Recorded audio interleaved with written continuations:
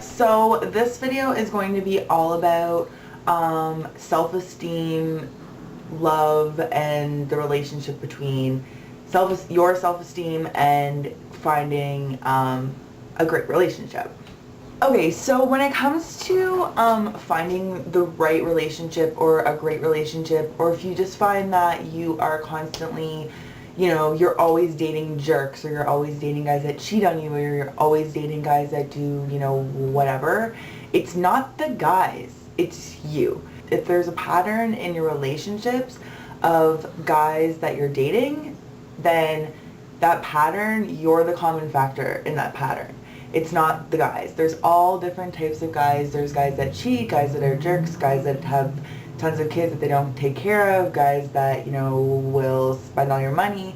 But there's also really, really great guys that will be honest and faithful and everything that you want. There's all different types of guys, just like there's all different types of girls, and it's just a matter of you finding that right one. So first things first, you need to have your own self-esteem, and you need to have your own sense of who you are, and you need to be confident in that person. And you usually kind of have to get there while single. So you're not going to be able to achieve this amazing relationship with all of the things that you envision unless you are bringing those equal things to the table.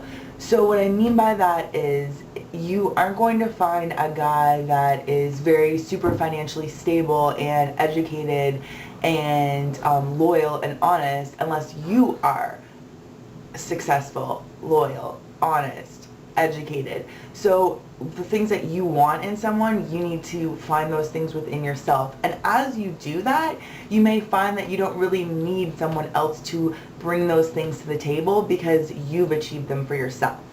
So in relation to your self-esteem, I have let me just say that when I was younger, I seriously had the lowest self-esteem. I was so self-conscious about the fact that I was really pale, and I was made fun of so badly in elementary school, and I just was really self-conscious, and I wasn't super skinny. I mean, I was not fat or anything by those means, but I don't know, I guess most girls don't feel like they're skinny enough. So I just never felt thin enough, and I was really pale, and anyways. So my journey of self-esteem, I kind of dated a guy for a couple years in high school from 17 till 19, 20, and then we broke up, and it was just a horrible relationship, and I just spent probably 3 years of dating, but mostly being single, not really having a serious boyfriend. And in those 3 years, I really found myself, reflected on myself, and did a lot of honest reflection with myself. And that's the thing, you really need to get honest with yourself and accept certain facts that are just facts, and ignoring them is not helping the situation at all. So one of the really main books that helped me, or things in general that helped me, it just happened to be a book, was, believe it or not, and since then, this was probably 7 years ago when I read this book, and since then this person has become super famous and has their own show and whatever. But when I read this book, they were not super famous. They were kind of starting to become famous, but they were not super famous. So if you don't like this person's show, don't assume that you won't like the book. Anyway, so the book is Dr. Phil's Self Matters. And honestly, seriously dude, this book changed my mother beepin' life.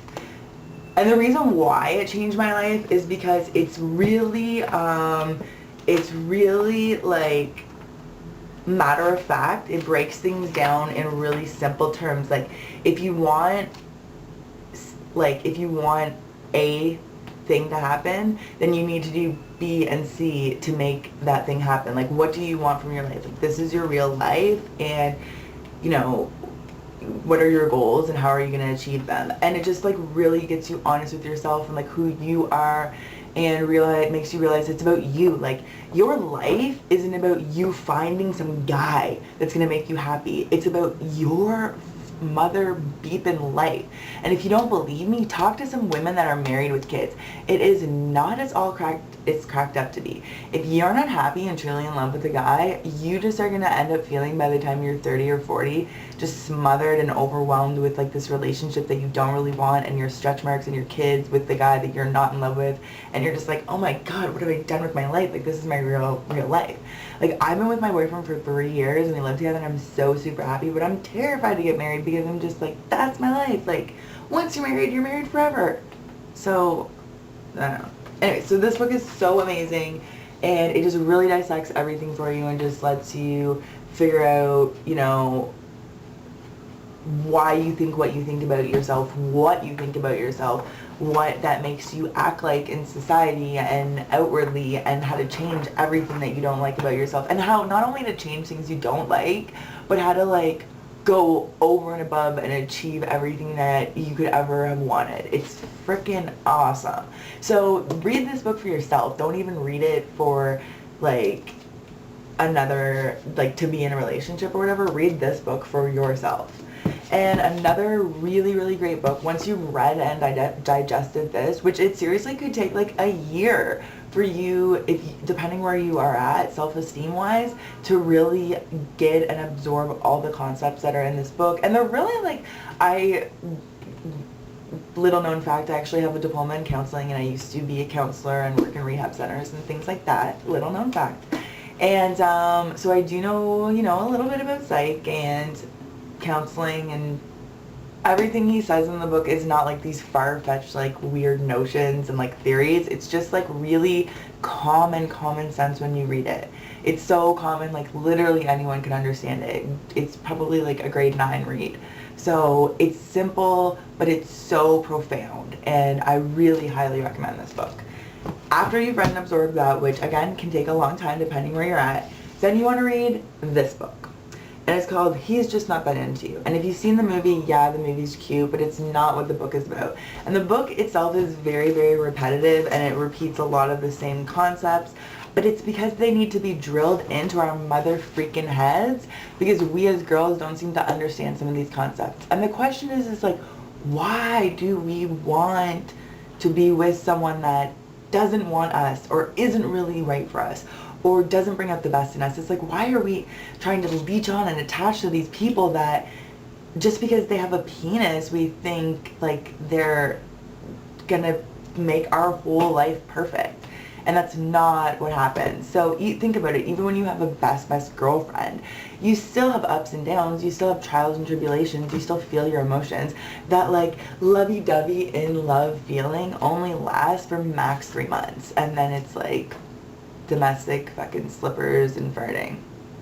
So this video is not going to solve all of your problems. It just hopefully is opening your mind up to some ideas. And if you're kind of at a crossroad of where to go, you know, constantly dating bad guys, you know, realize and accept it's about you. And all of the things at first that seem really, really bad, like, oh my god, I'm bringing all these bad guys into my life and I have low self-esteem, or I'm not confident enough, or I, you know, whatever it is that you do that maybe you don't feel good about at first, realizing and accepting that you are in control of that is very, it's so freeing. You're in charge of it. Those bad things you can change and control. So you have to accept the bad things and realize that you are in control of everything that happens in your life and everything that you do. And if you have bad guys in your life, you're bringing them into your life.